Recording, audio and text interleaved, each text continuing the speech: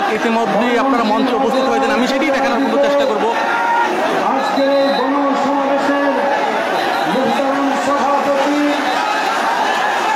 আপনাদের মাঝে উপস্থিত হয়েছেন এদেশের মুক্তিকামী জনতার, ইসলামী জনতার প্রাণ পুরুষ, বাংলাদেশ খেলাফত মজলিসের মজলুম মহাসচিব যারা নির্যাতিত আলেম শেখুল হাদিস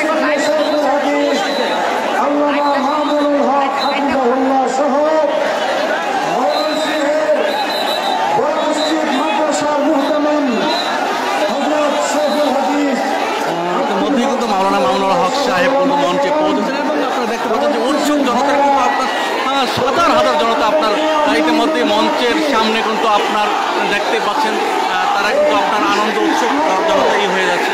আমি সেটি দেখানোর চেষ্টা করছি।